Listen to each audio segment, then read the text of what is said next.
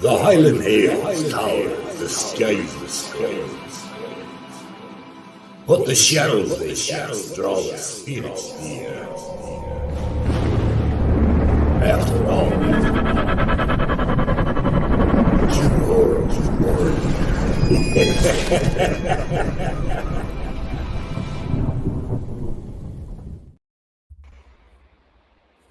Still the best intro.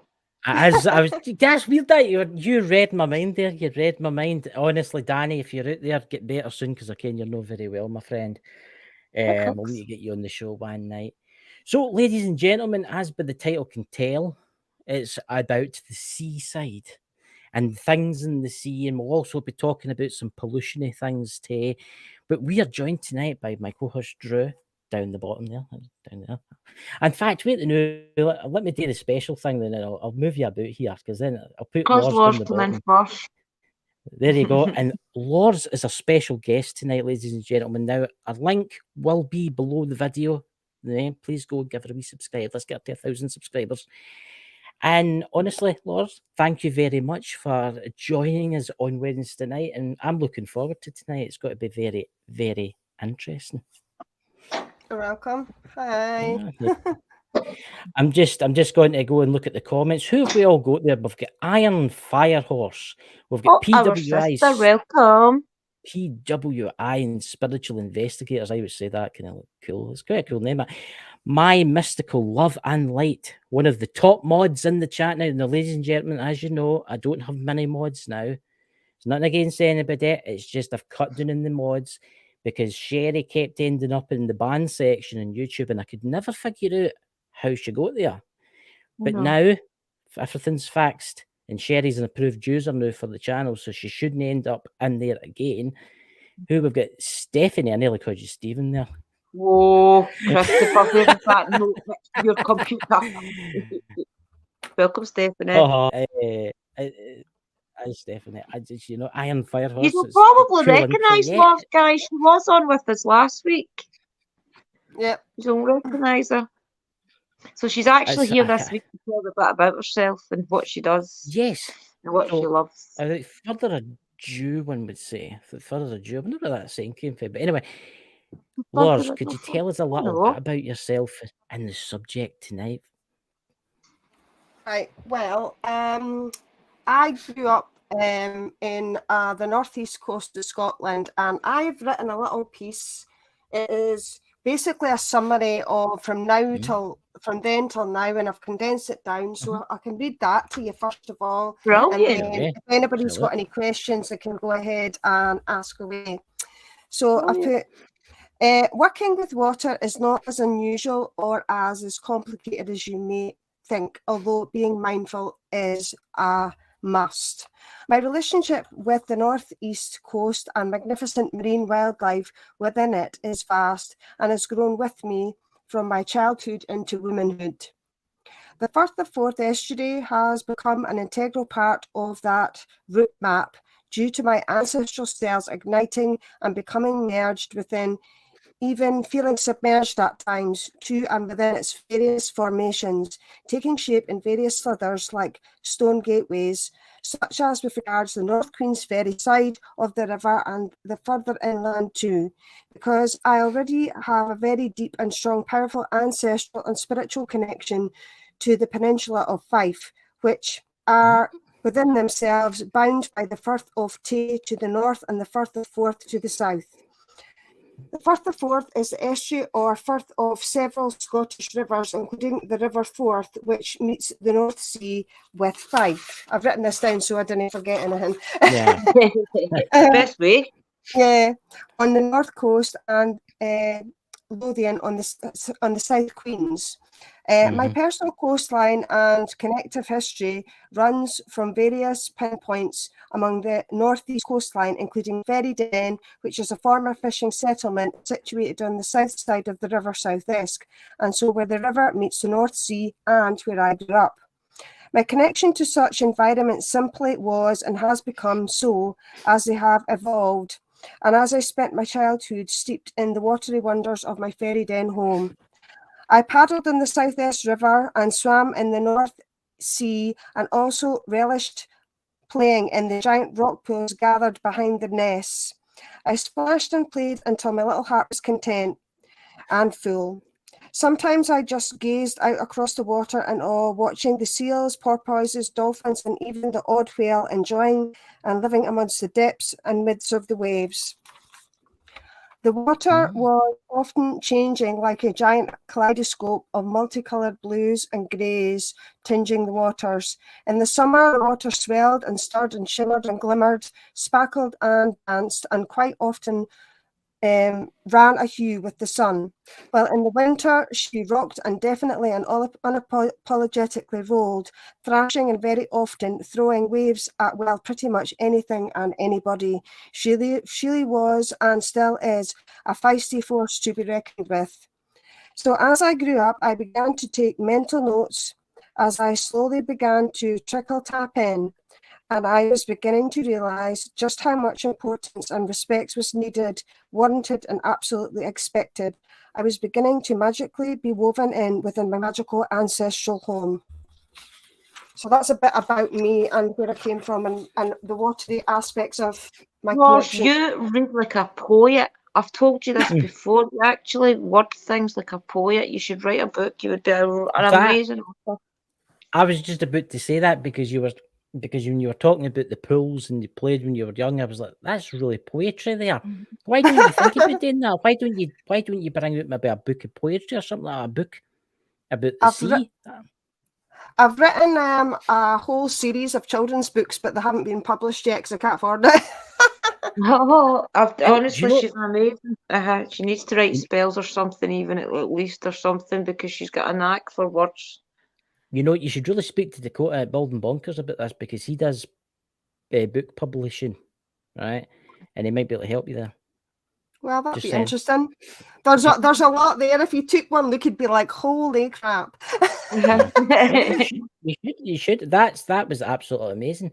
So I downloaded some pictures tonight. I downloaded some pictures that you sent me tonight, Lors, and I must say they're lovely pictures. Can you tell us a wee bit about them? What one do you want me to show first? Whatever one you feel. Do you want the... I'll bring this one up because I think it's quite pretty, the East Coast you were brought up on then, Lors? Yeah, that was just along from my house. Right. Oh, wow, that's beautiful. So hang on, I'll find my notes here. Imagine looking out your window and looking at that every day. That would be great. Or even just walking the dog in that every day. Would it not be amazing?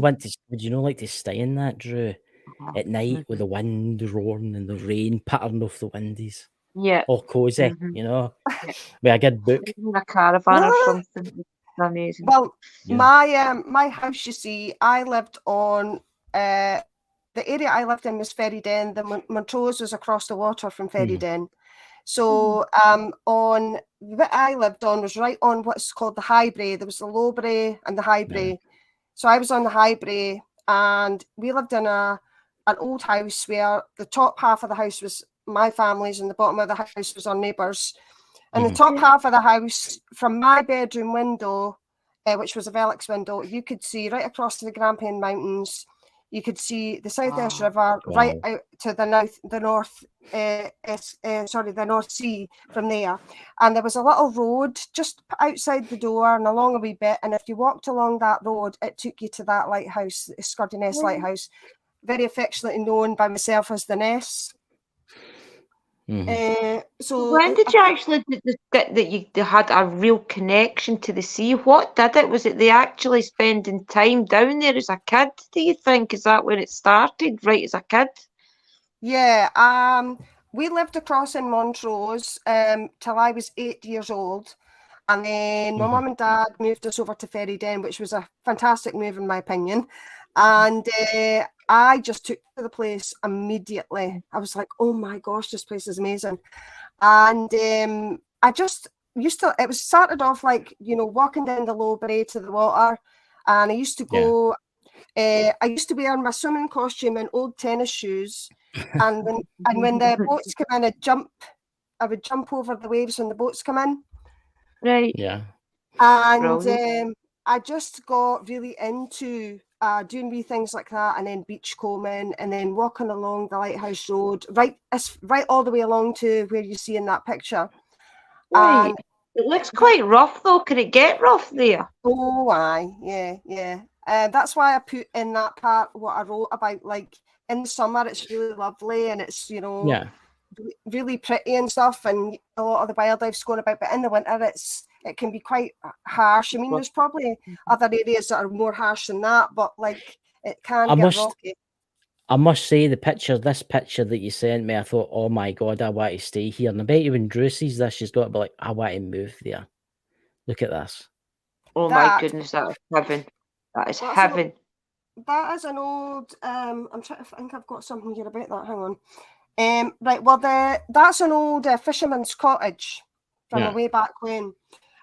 So the Scotlan Lighthouse sits on the southern side of the River South estuary called Scotlan, as I said, and was built in 1870 by engineers Dave and Thomas Stevenson. It was automated in 1987 and its light flashes every 20 seconds.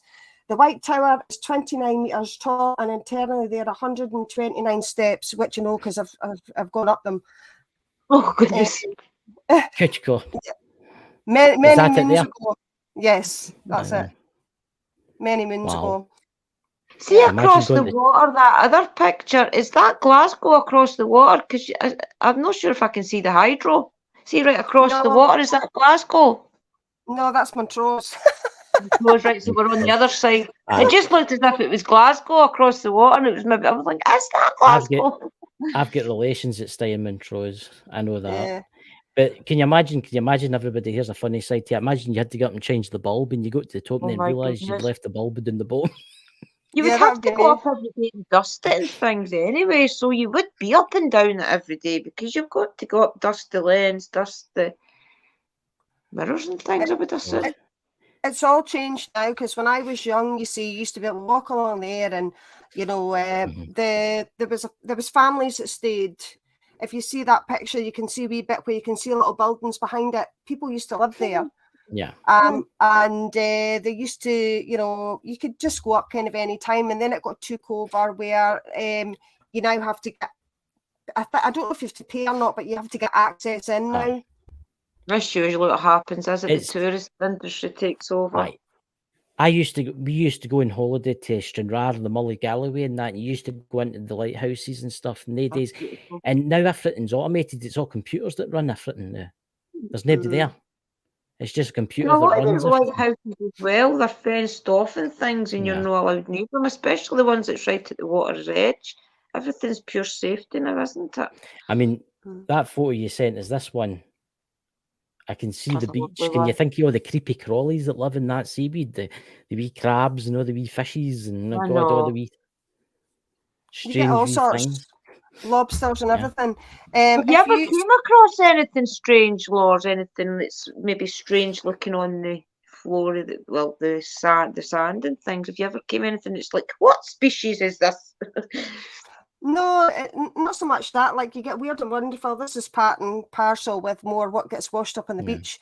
Nowadays, it's more crazy things. But when we were young, it was just more like driftwood and you got the odd weird critter or something like that. But nothing where you would go, oh my God, what's that? So it's all changed. Like, even the last time I was there, it still feels the same but different. If that makes sense. Yeah. Mm-hmm.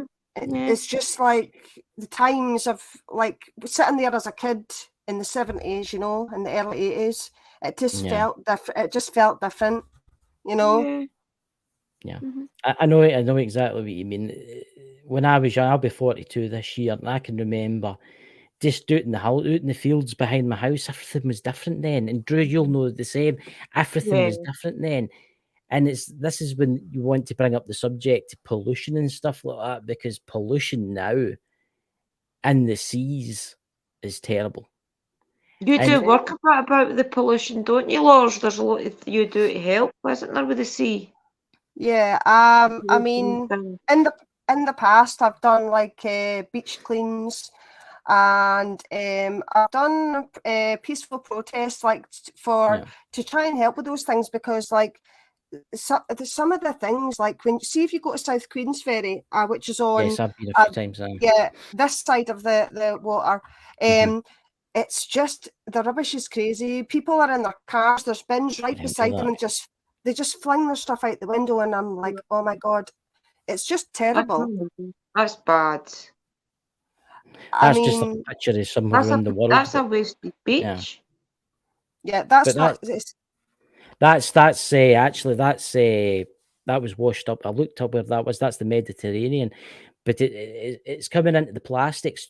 I mean, this is quite interesting. I mean, I was at the beach, I think it was about a year ago, and I found this plastic thing, and I was trying to figure out what it was. And the guy says to me, he says, "That's American. That must have floated all the way across the sea."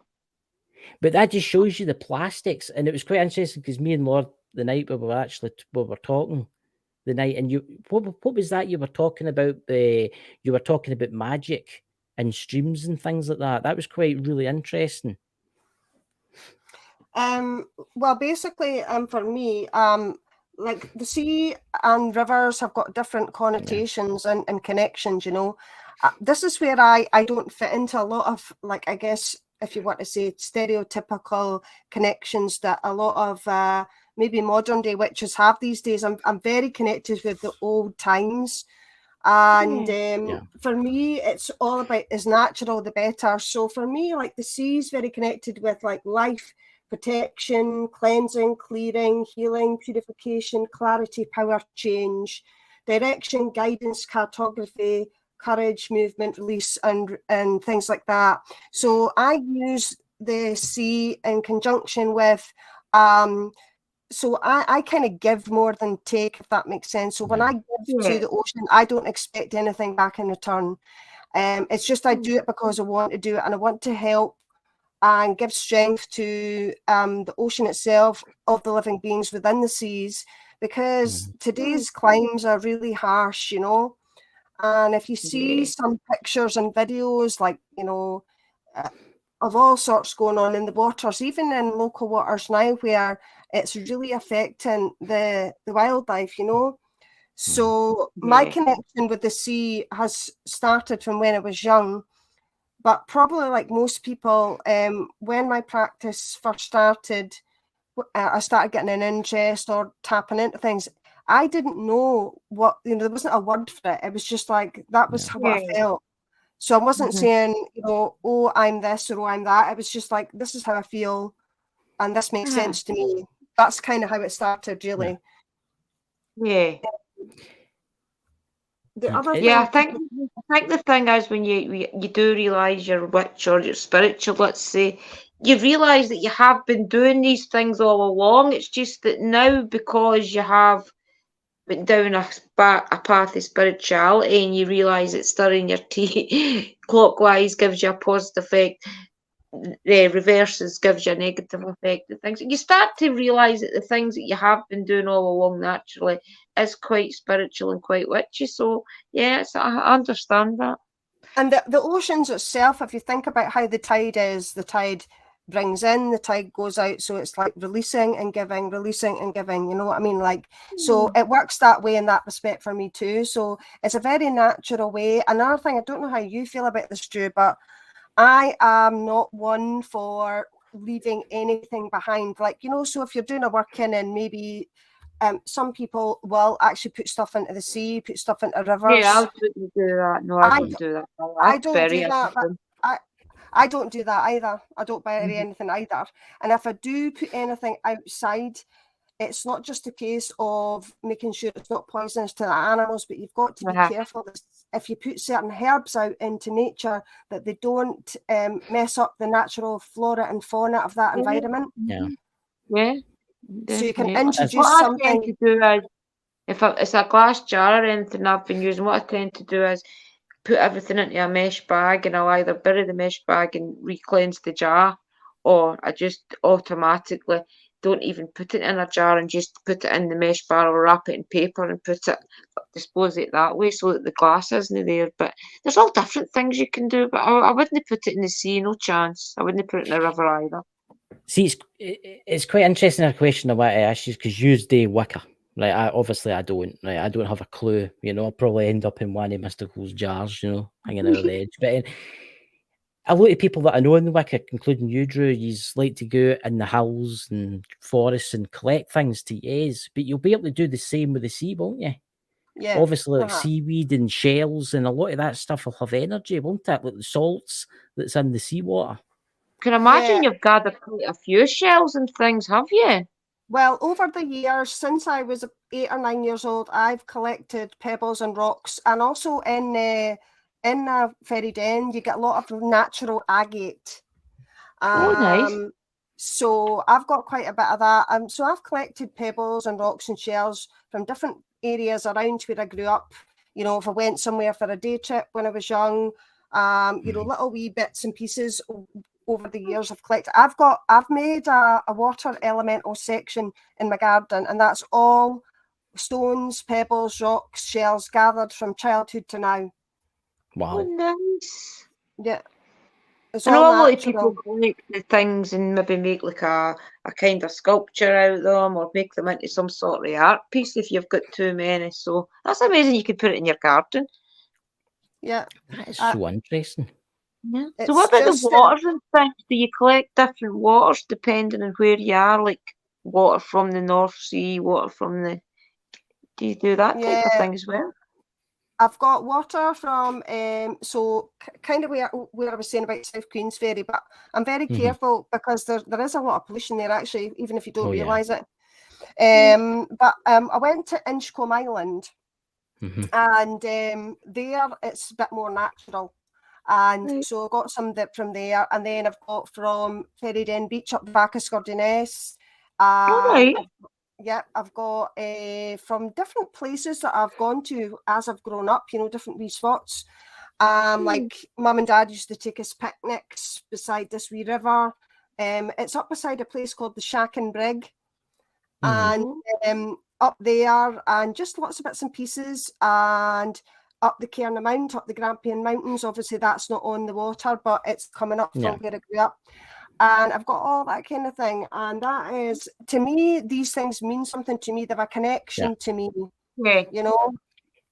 Yeah, they're definitely good to have. Especially when you grew up there. It's like it's a memory of your childhood and things as well. Collecting these things. A wee bit of a question here. What I know, obviously, because I know that Drew does like magic and stuff like through the Wicca faith and stuff like that. What type of magic do you do in the seaside? To do with the sea? It's more for me. It's I'm not Wiccan, but I don't. Here's the thing too. I don't really, so to speak, work with the Sabbats. I work with the natural heartbeat of the earth. Which, if you think years ago how the earth was and how the seasons rolled out and in, it's totally different. Things have changed. So I work with what I feel, what I see around me. And that doesn't necessarily merge in with the Sabbats, if you like. And that's just how I do it. Everybody does it their own way. And for me, it's more about honouring ancestors, so bloodline as well as ancestors that I have never met. So I've got immediate bloodline ancestors like my granddad, my grannies, you know, that kind of thing.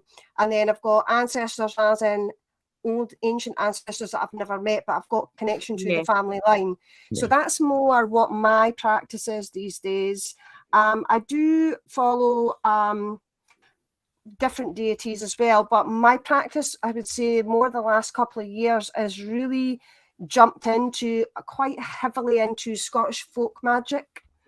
Right, that's interesting because I was actually just looking at that the other week there. So what entails in that, Lars, that you can do in the daily life? Is there anything? It's not much different from just everyday craft, you know, like most of my stuff is when I'm doing things in the house, it's all connected with things outside. So it's all connected with the outside world and trying to help where I can. So a lot of my magic now is trying to help by putting certain energies out there, trying to do what I can in my way, which is it's very specific in the respect of I don't follow one thing or another. I kind of just I kind of go with the flow from day to day. If that makes sense. Yeah. So See, I think most people assume that witches are Wiccan, to be honest with you, Chris. And I Yeah. think I most don't have a witches clue. have got a Wiccan base. But it really just means that you work with the earth. And Wiccans that take it really serious as a religion and things, they'll tend to like already have their herbs gardens essentially made. They'll have like tinctures and things all made, and they live specifically by the Sabbats and things. But if you find Aye. nowadays that most witches and things are much like Lors and myself, they actually go with not on a Wiccan path or an Alexandrian path or anything. They do things more natural and it's more relaxed and with your own feelings. If you notice in Scotland, for example, usually you'll say like April is rainy. If you've noticed the last couple of years in Scotland specifically, it's our April showers come in May. So we're really like a month behind all our seasons. So you've got to kind of adjust, you know? yeah. I'm just reading the chat there. Iron Fire Horse, but Wicca is a new religion, not even 100 years old. I didn't think witches go that way back. See, that's the thing. I don't have a clue about Wicca. I don't have a clue about Wicca. I don't have a clue about witches. I daren't say it wrong. I don't want to end up in my jar. But it's fascinating because there are bound to be things in the sea that you can use in magic, really powerful magic. Like, see, obviously you get salt you can keep like badness, evil away with the salt. So the salt for the sea bound to have that energy in it.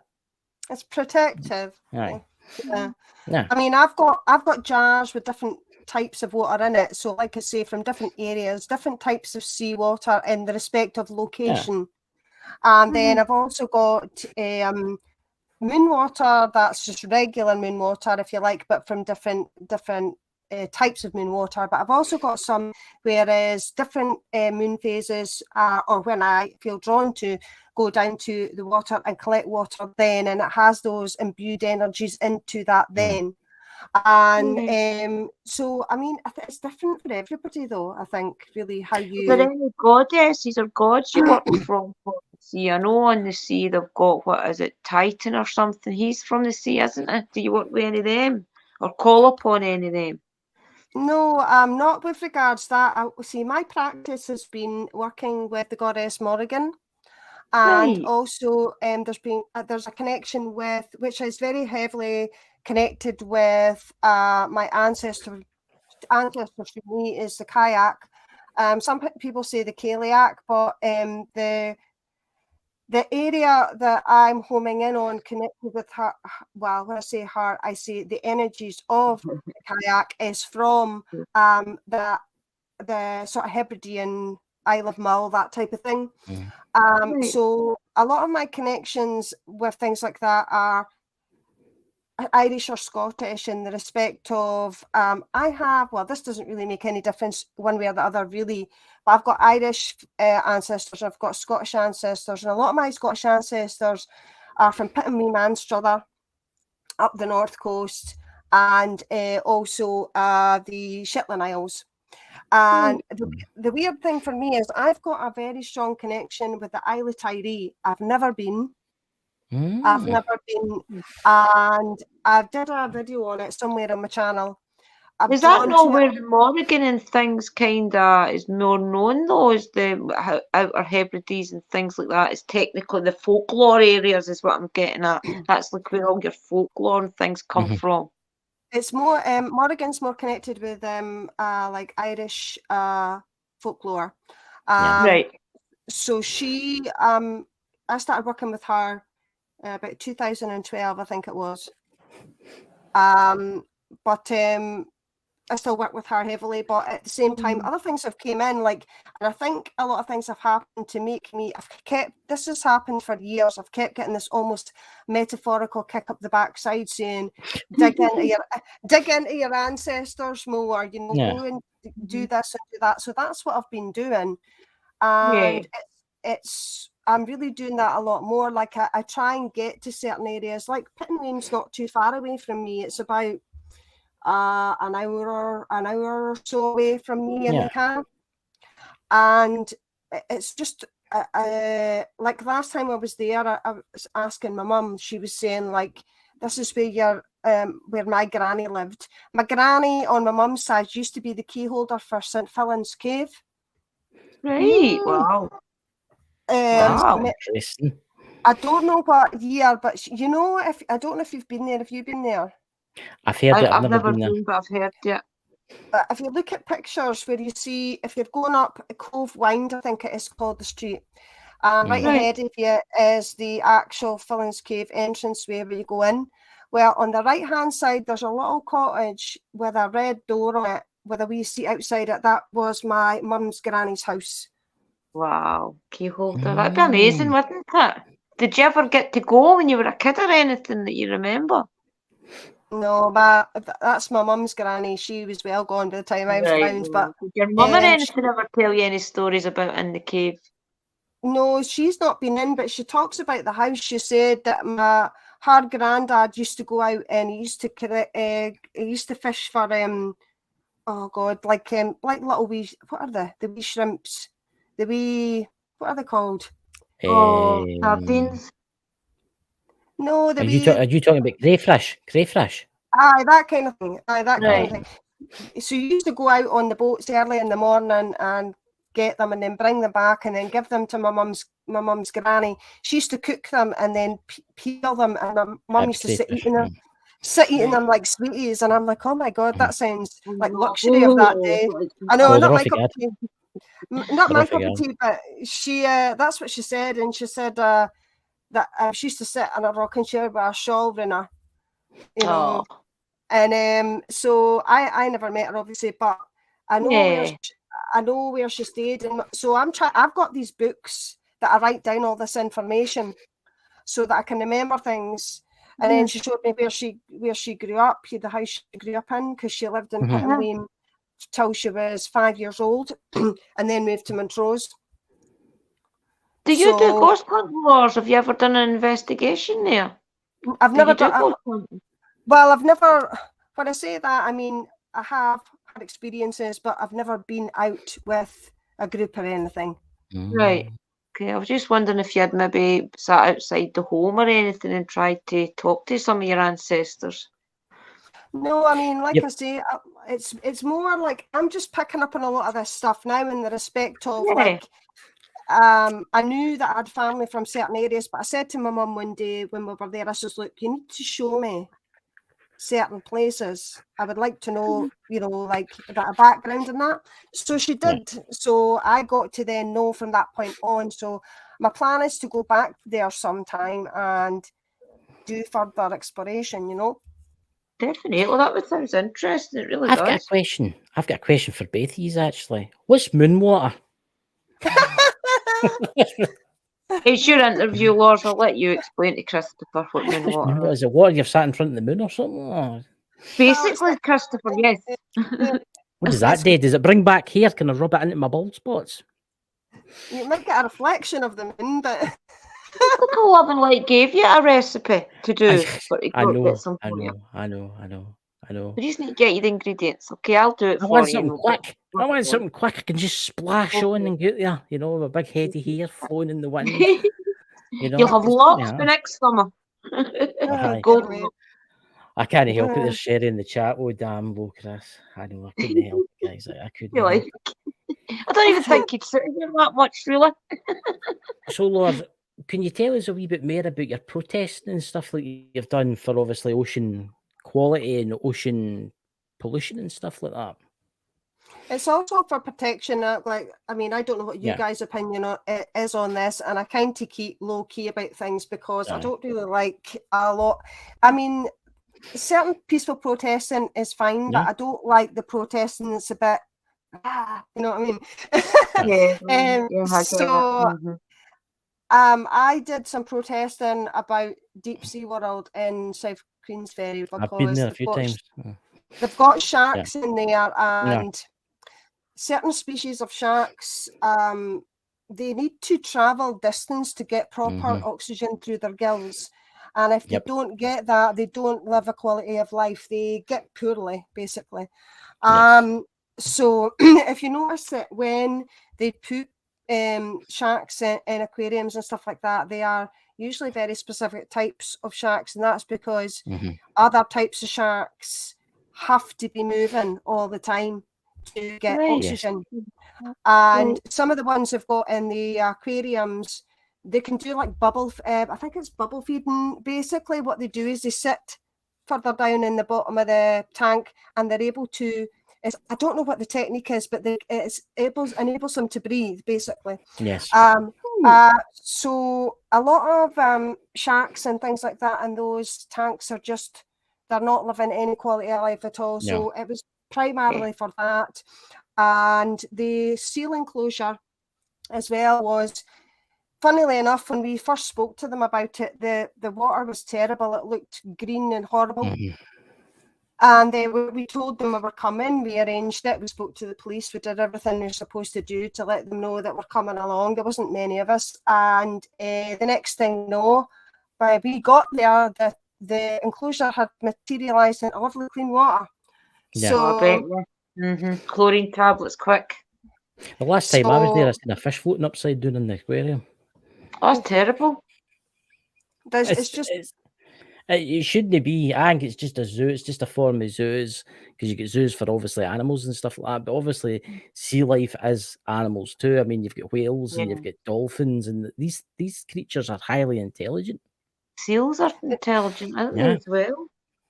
The main thing for me is that I want to see all living beings, living a happy life as much as you can during this time, And like for me, my favourites are basking sharks and humpback whales, or humpies as I call them.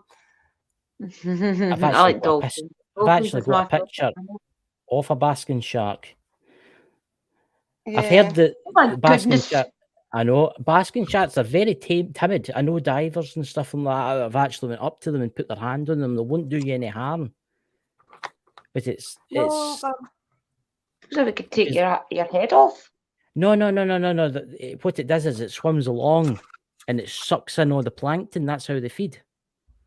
They don't eat anything else. What is it? Is it, Lars? Is it just plankton that they eat? Isn't it? They just swim along collecting it. Yeah, it's zooplankton. Yeah. And basically, they when they're feeding, they go up towards the surface, and their wee nose pokes out a bit, and then I don't know the technical term, but their mouth opens wider, and so they can feed. And there's been it's more than speculation now, but there's been things where, particularly when they're feeding, that they've done tests on the zooplankton, and they've found that there's tiny microplastics that are getting into their systems. So if you look at how much... Yeah, Lars already told us about this, and I've downloaded some pictures, guys. Here is a picture of microplastics, right? This is what's in the oceans completely around about the planet right now. What's that? Just little bits of plastic floating about? Yes. Lars knows more about it, but it's microplastics. Wow. Right? Yeah, and here's that. When you go, Lars, sorry. I'm just saying they get into the tiny little zooplankton that they eat, and with it basically tiny microplastics. So it's slowly poisoning them then. Yeah. As you can see there, that's no sand that the guy's got. All that is plastic. And here's a picture here that's disgusting, guys. Sorry about this, but this just shows you what kind of plastic goes into fish. Oh my goodness. That was inside that one fish. Yeah, that's crazy. Wow. That's and there'll be plastic in that fish that you can't see. Obviously, there'll be microplastics. Well, it's getting everywhere. If you think about it, if they're eating the microplastics, and then other fish are going to be doing the same, and then birds, and then it's going through loads of different animals, It's absolutely disgusting. As we were talking earlier, Lars, it was the plastics in the sea is diabolical. Even if we stopped, there's been things done that even if humans stopped chasing plastic altogether, it was still been in the seas for thousands of years. Thousands. And Damage it's is done. this. I've got some photos here, guys, and some of these photos are kind of disturbing because what can happen to animals and things like that. But you need to see this because Yeah. I wanted to show this, and this is just remember when you're chucking away plastic like that, try and recycle it because look at this poor crab. Is that in a plastic bag? No, it's a plastic drinks cup. What was that? And this, and the wee crab stuck inside it. That's what I'm saying. I mean, at South Queensferry, if you look where cars are parked, Yeah. there's bins right there, and people are sitting in their cars and they just chuck it out the window. Yeah. One time I said something to somebody, I wasn't nasty, but I just said, there's a bin over there. I know. Like, so? And I'm like, So it was dropped. I picked it up and put it in the bin. Yeah. The And thing is, as well, you've got to stay. There's a lot of tourists and things in those towns, aren't there? And so yeah. and people forget that that is actually a town people stay in as Yep. well. And Yeah, you think about- people need to be respectful. I mean, you think about it, as Lars was telling me, I mean, you think about the things that's dumped into the sea all the time. You imagine a bit of net off a fishing trawler that gets left in the sea. This happens. Oh, let me Right? see. That's a picture, guys. It's a drawn picture, by the way. It's not real, but I do have a real one there. I mean, Oh, I've got that's- this one. I mean, I don't know how this happened, but there's a fish with a rubber band round its head. Is that And not how's one that- of the plastic things out a bottle now? You click the bottle open and it's got And that's like a the good plastic. point. I think That's it's what one I of think them. it is. Could be That's that. what I think it is. And I mean, this is how mad this world's got. There was actually I got these Discovery actually, and a lot of other company Discovery that goes to the bottom of the Mariana Trench. I mean, that's the deepest point in Earth. Found plastic bags at the very bottom of it. That's crazy. Right, It's getting everywhere. Oh, and then No, we you get to stop. these pictures, which are they're just bad if you look at them. I mean, here's is that a plastic or something? I think Or it's turtle? is it a tortoise, Lars? I think it's a tortoise with swimming through the plastic in the Mediterranean. God. It looks like a turtle. Yeah. To be sure. And this one's real, by the way. This is real. This is not a drawing. This is what actually happened to one. Yeah.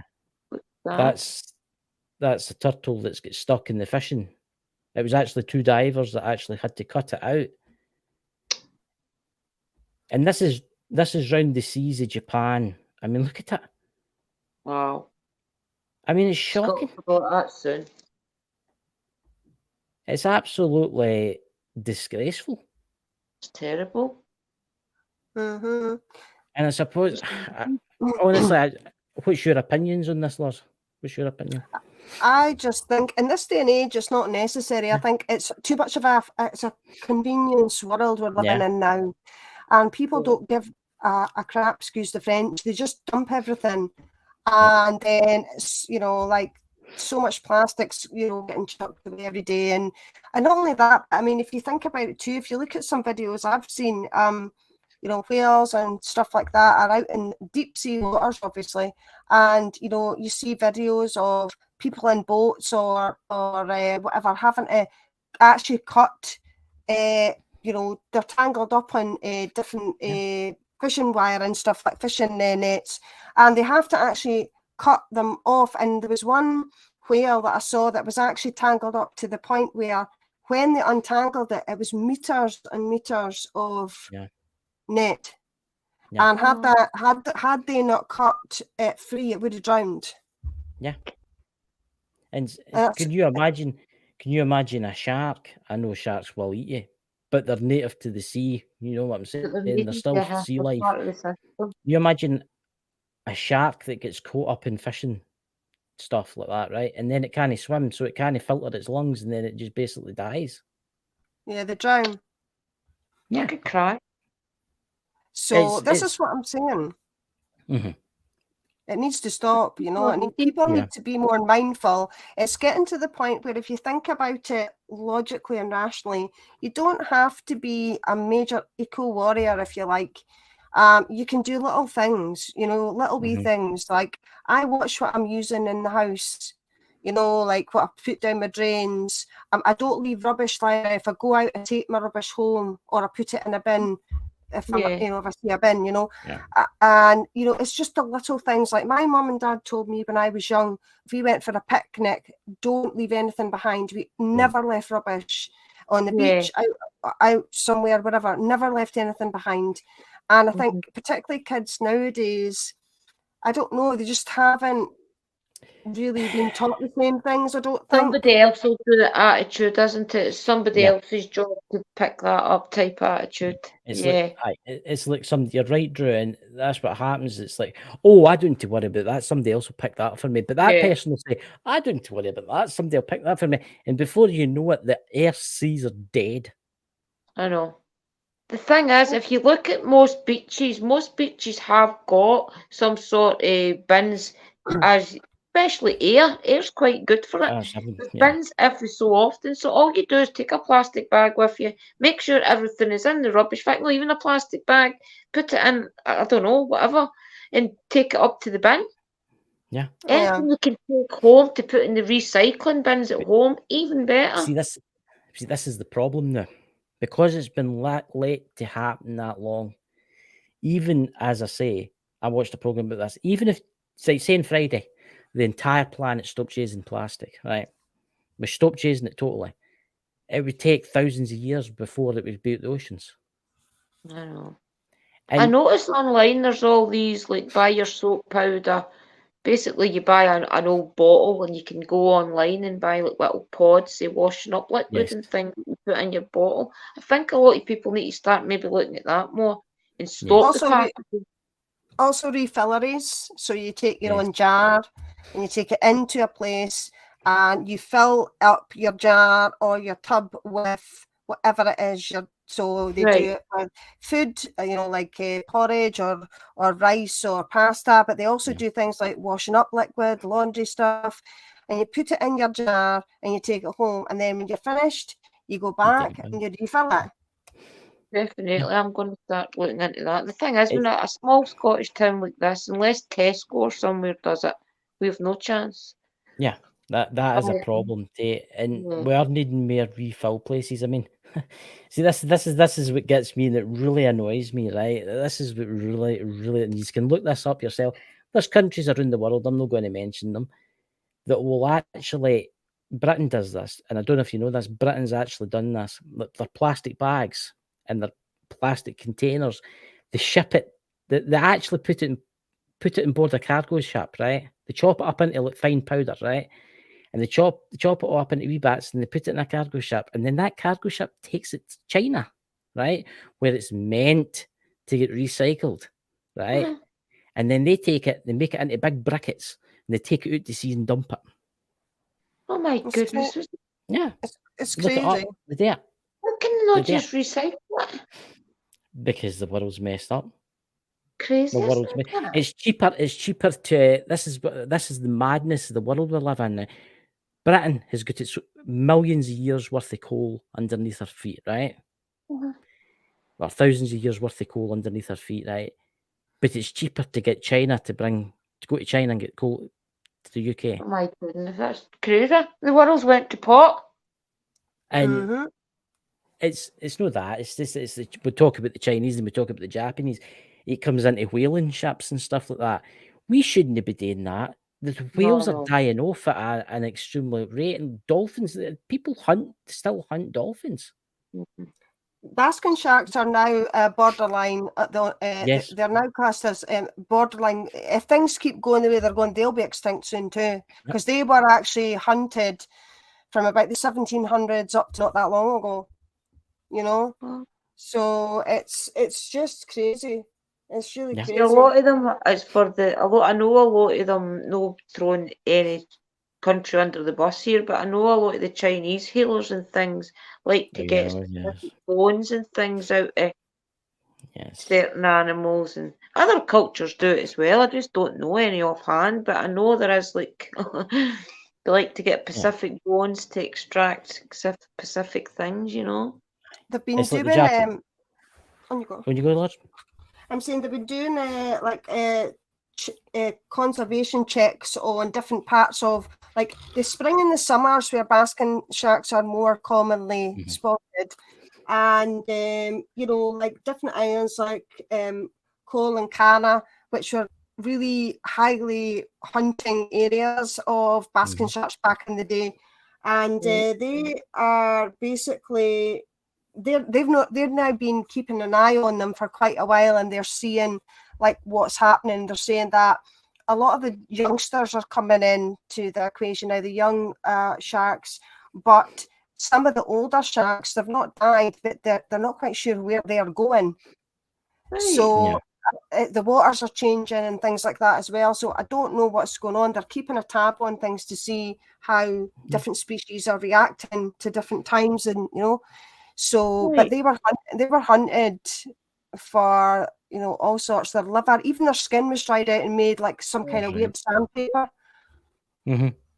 Crazy. So It is was there quite tunnels? Sorry, Chris. No, you go. On you go. Is there caves and things up? See where you're talking about? Is there caves and things up in the water up there? Where about? Under like where you were brought up and things across like the estuary and things like that. Is there caves and things? No, maybe not the estuary, but is there caves and things around like Montrose and things, places like that? Yeah, I mean, a lot of them are connected in with smuggling times and stuff like that, fishing times and stuff like that. But the ones that I know about were the stories I got told anyway when I was young, it was to do with smugglers and stuff like that. And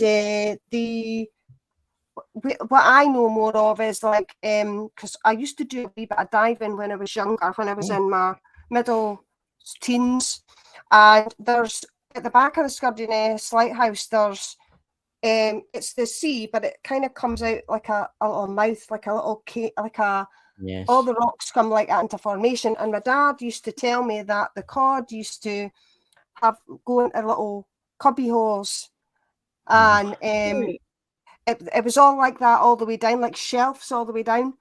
And the only time I would say, well, the closest I got to anything was on the West Coast one time, and I was diving and it jumped off a boat, and I was with folk because I wasn't very experienced, and I just had this weird kind of, I can't explain it, like not a vibration behind, and I turned round and the guy I was with, he was like motioning to me, right? I turned round and not very far away from me was a basking shark. And it was feeding, so it had his mouth open, so I nearly put my pants. Bet you did. I was like, oh my god. Yeah, they're pretty big. They're pretty big. But they're totally harmless. What I've heard, you can swim right up to them and touch them and stuff like that. Yeah, they're harmless. But if you're not expecting it and you turn down and runs right beside, well, not right beside me, but close enough where I was like, oh my god. I was just thinking if there was caves and things up there, maybe that's where they're going, into the cave system, disappearing in there.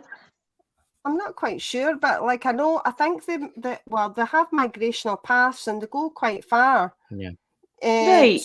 So it might just be that they're taking a different path, if you like. The waters are changing, so they're going a slightly different route or something. But there's ones that have been coming back for years and years. Of course, that coastline you're talking about, that's famous for a lot of shipwrecks. There's a lot of ships went down in those waters. Treasure. There's a lot of like ships, like steamers that have a lot of people have died. And I've got like Shipwrecks of Scotland. I've got a book there on it, and it's fascinating. The ships that have been lost with all the cargo on board. To think, obviously they're rotting away quite quick, but do you think a lot of the fish, a lot of cod in that they like to hang about, like because I used to fish with my dad. We used to go out in the fishing boats, and they like to hang about in like wrecks, like ships that are on their side under the water and stuff like that. That's where they live. They'll live in like little groups where all the wrecks are. And it's quite an interesting thing. Did you know any like ghost stories of the coast? Like maybe like say ghost ships or anything like that? Not so much ghost ships, but I got speaking to somebody down at South Queensferry who was telling me Yeah. about all the shipwrecks, and even there's a steam submarine that went down. Just That's right. sort of I don't know quite where, but it's like the bridge and the Inchcombe Island, not Inchcombe Island. Is it I've Inchcombe heard Island? about it. Mhm. Aye. They actually got torpedoed by their own folk. Yes. Oh wow. Yeah. I was like, oh my God. It's if you think about the Forth Rail Bridge, you think of the people that fell off that to their deaths. Yeah, there's monuments of that saying who passed. Yeah. Because there was no like protective scaffolding or anything like that then. That's It was you fell, that was you. It's actually quite an interesting bridge for a lot of the Americans that are hearing that. Is when they start painting it, when they get to the very end, they've got to turn round and start coming back again. It takes that long, but I've never been across the Forth Rail Bridge in a train, but I've been across in the new bridges. But it's fascinating, that bridge. It's a piece of engineering history that. I've been to Queensferry a few times. There's a marina down there that my dad used to go to quite a lot. I've always It's a wanted beautiful to go place. to the top of Scotland, as far as you can go in a car or walking right up the very top of Scotland. Has any of you ever done it? I've gone up to as far as Wick, I think. Right. Oh no, I've gone up to Land's Woven, I End think, once. of I've gone up to Land's End once. It was a Right. long time ago. There's a wee house there that says "Last House" or something like that. Aye. I'd love Aye. to go. Yeah. Honestly. Well, we were Yeah. actually invited by Neil Story to go to Port Gordon.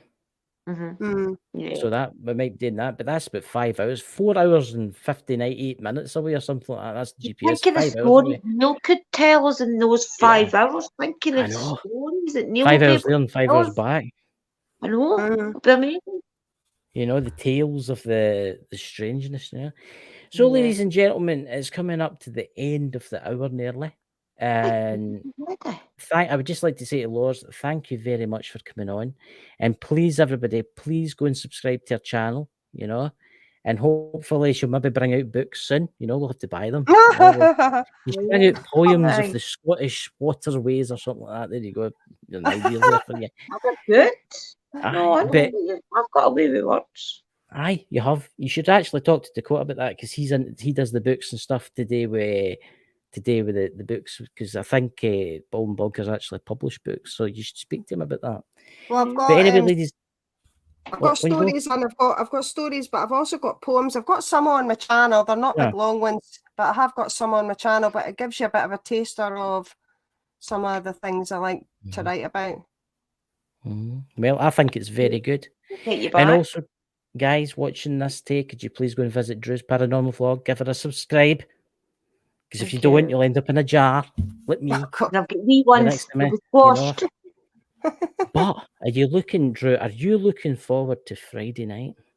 Yes, I am, Christopher, and Sunday as well. We're looking about on Friday night. Where are we talking about on Friday? We are talking about 30 East Drive. Yes, we are. Look at that there. We've got 30 East Drive, the Pontefract. What is it? The Black Monk of Pontefract. Yes. But we've got a surprise guest coming on. So we've got a surprise guest coming on to join us, but we can't tell you who he is. But he's been on the show before. So it's a secret. But Sunday should be an interesting day at Carmichael House. You know, I've got it set for 5 p.m, but it'll probably be before that. I've just, in case we don't get there on time or something like that. But I think it'll be quite interesting, you know. I'll be filming it live from the location, and Drew will be doing our magical ghostiness. I've definitely got a couple of questions I want to ask, especially because Lewis did capture the spirit up at the top turret. Yeah. Well, I have got a few questions burling around my head. Yes. So we'll never know that maybe Drew will be carried off with the spirits. I'll see her getting taken away in the distance. Oh, my goodness. Don't need a broom, guys. Do you have any shows this weekend, Drew? I'm not sure what's going to happen this weekend. Probably Saturday night we'll do a little something. We've not been live last night on Mystical's channel. We usually go live on a Tuesday, but not last That's night. So terrible. definitely remember Mystical. We might get her up next. So I'll talk to you all behind the scenes, guys, and thank you everybody for all my subscribers that have came, and thank you for everybody, and thanks. Where are you? PWI Spiritual Investigators. It's good to see you back in the chat there, and hopefully everything will be okay from now on, and we'll catch you all on Friday night. Bye-bye. Bye, guys. Thank you for joining us on this exciting adventure with Ghost Squad Scotland. Our team of experienced ghost hunters use the latest technology to explore the paranormal and uncover the truth about the unknown. Don't forget that we're affiliated with Spirit Shack, the UK's premier ghost hunting equipment store, so you can trust our equipment to be top-notch. Plus, we have exclusive Ghost Squad Scotland merch available on our Zazzle store, so you can show your support for the team in style. And if you can't get enough of our ghost hunting adventures, be sure to tune into the Bonkers TV network to catch our show in action. Content creators can even have their own content syndicated on the network, or create their own custom online TV channel by visiting baldenbonkers.net. Thank you for your support. And remember to always keep an open mind as we continue to explore the mysteries of the paranormal with Ghost Squad Scotland.